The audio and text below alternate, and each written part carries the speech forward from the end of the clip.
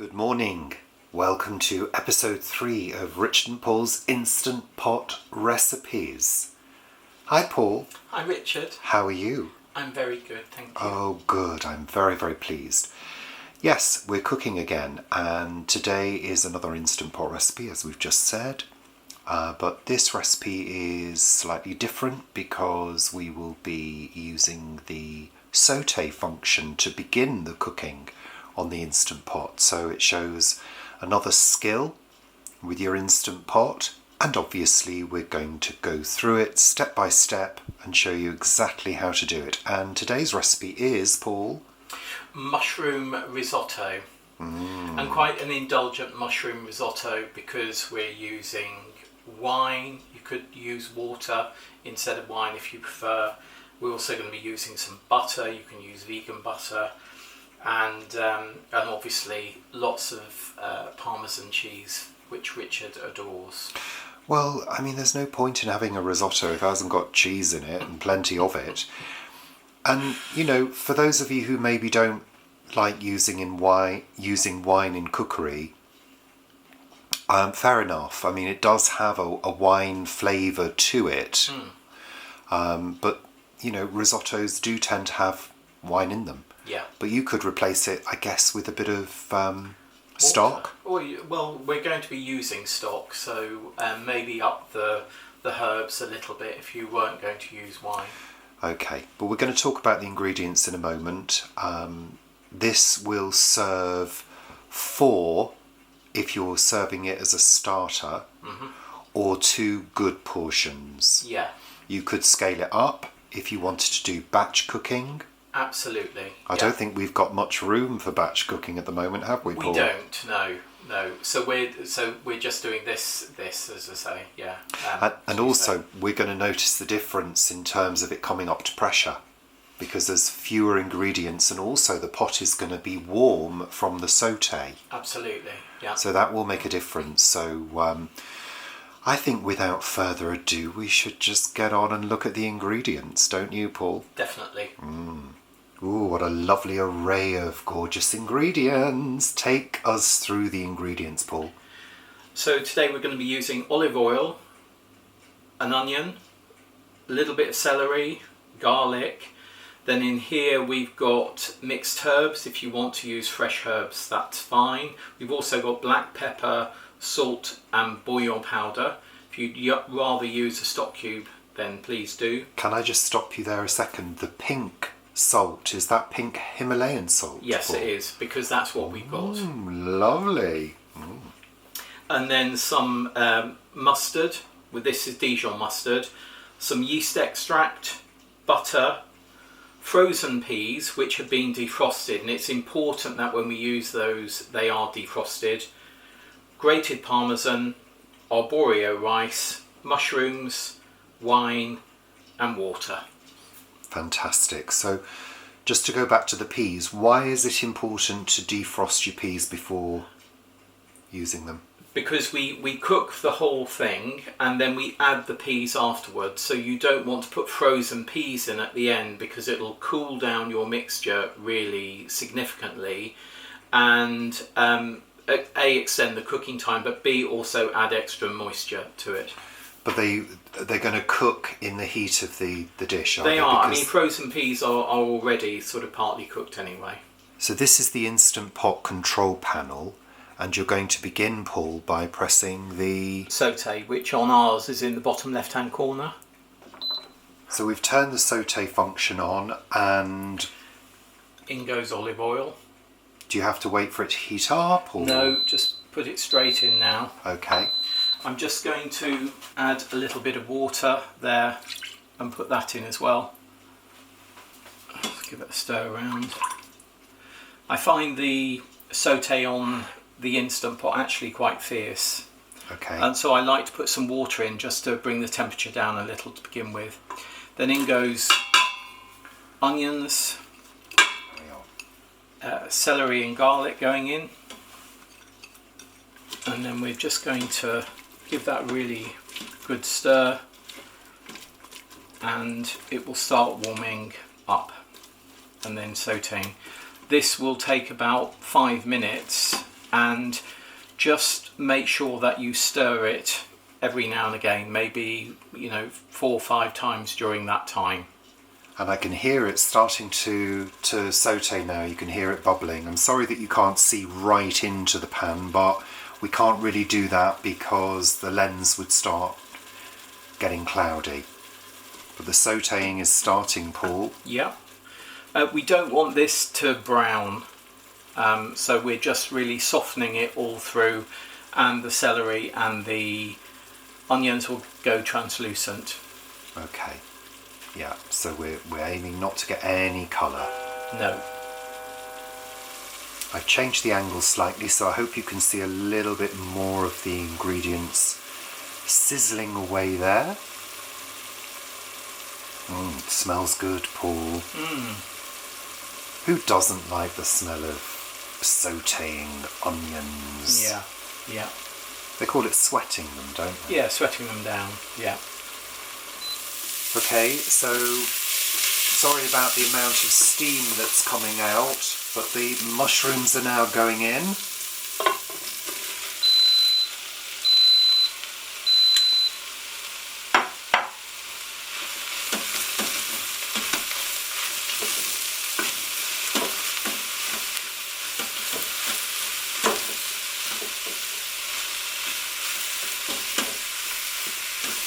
And these again are now going to cook like this for about 5 minutes, and they'll lose a lot of their sort of moisture and break down in this cooking process.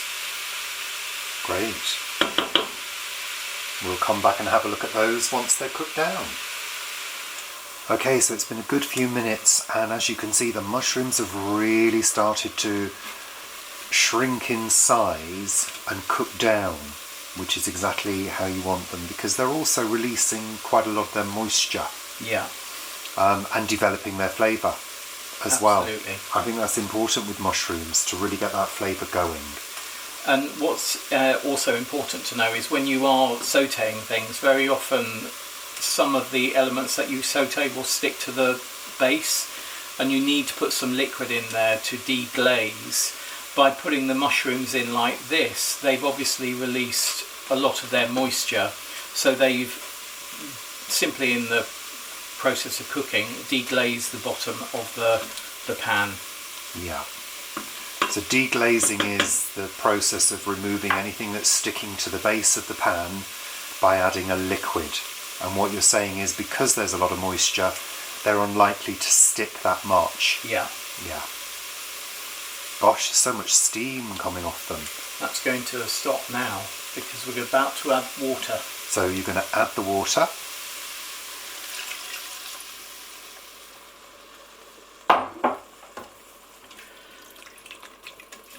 Just giving it a stir to make sure that if there were any bits, which I'm sure there aren't, sticking, they're loosened up. And this is important because, as we said in the previous video, what can happen is if the Instant Pot senses that something is sticking to the bottom of the pan, it will say burn. So it's important that this is done and that you check by feeling with your spatula. Yeah, I mean, you can also sort of, when you pull it like that, we can see if you can pull at the back of it. That's it. You can see the base, so you can see if something's stuck. With this recipe, if you've got more in there, obviously it's more difficult. Okay. So we haven't turned the sauté function off. We've still got it on, so that is heating up the water that we put in. We're now putting in the rice. So this is arborio rice, which is specifically made for risottos. Yep. Putting in the wine. Lovely.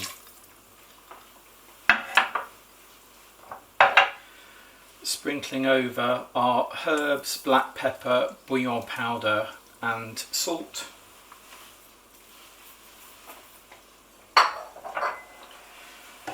And then using my spatula, I think I'll need to do that.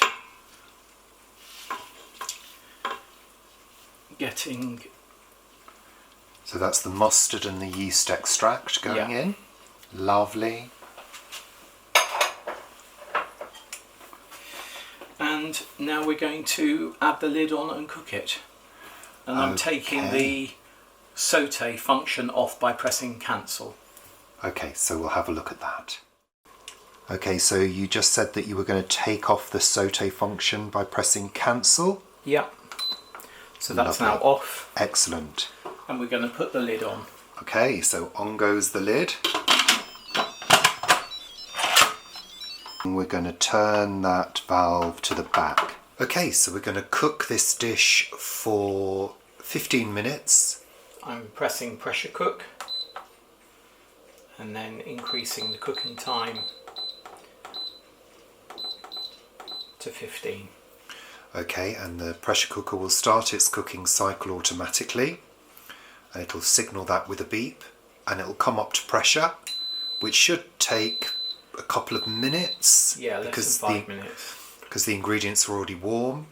And I think the important thing to remember is the cooking time can vary with rice, so you can actually put the lid back on if you find it's not cooked, Yeah. and cook it for a few more minutes. Yeah, and you might need to add a little bit more liquid. So you're going to do a manual release, Yeah. so you're going to pull the lever forward.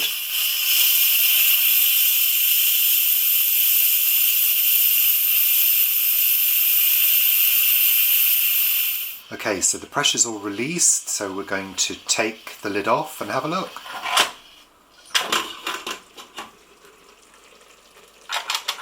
Well, I can hear it bubbling away. Let's look inside and see what it looks like. So as you can see, it's bubbling away. It's all lovely and hot. But that's just the residual heat because the cooking is actually all off now. Yeah. We're going to give it a good stir.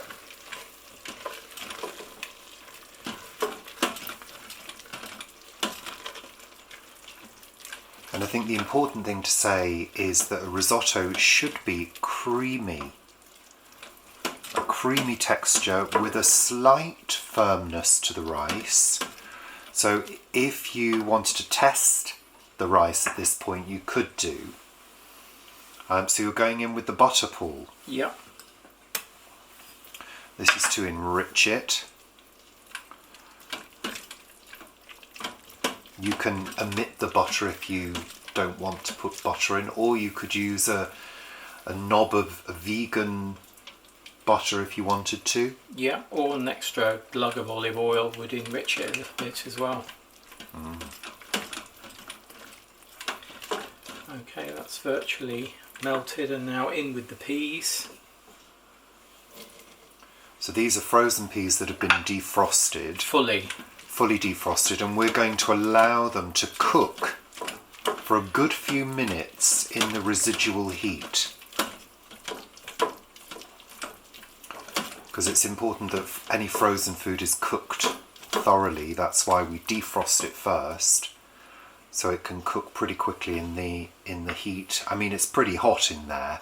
It is. If you wanted to put the lid on just to keep more heat in, you could do that as well, just for a few minutes. Yeah, to let them really cook through. Lovely. Okay. And then let me just give that another stir. I can't wait to taste this. I think we're going to have this for our lunch.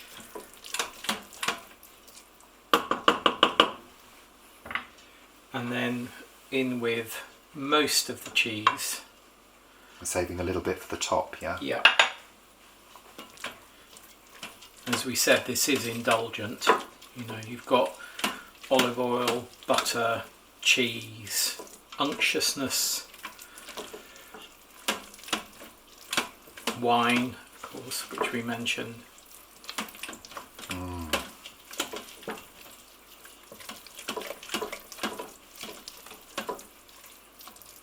There we are. So we'll let that sit for a moment, let it rest for a moment, for all those flavours to combine and for the peas to cook through, and then it's going to be time to serve. It's rich and creamy. And those peas give it a wonderful pop of colour.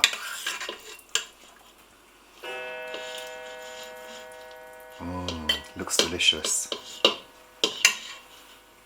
Lovely. So, time to try, Paul. Oh, it's so creamy.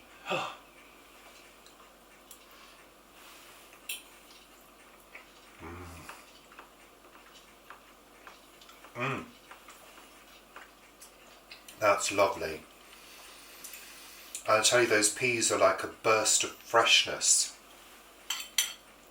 They really are. It's creamy, it's got a richness to it. I dropped some on the floor. It is lovely. That's one of your favourites, isn't it? Risotto. Any risotto, really. Any risotto. Although the last mushroom risotto that we had in Guernsey, at that restaurant, some of the mushrooms were a little bit chewy. You had a lovely one in Suffolk one day, many years ago. That was really nice. Delicious. It's got a depth of flavour to it. I think the if you don't like cooking with yeast extract because you don't like the flavour of it, then just sort of go with it. Try it, because it doesn't taste like Marmite. It doesn't taste like yeast extract. It just gives it some background flavour, as does that little bit of mustard, which of course always enhances cheese. So, and of course, if you're a meat eater, you could do it with chicken, couldn't you?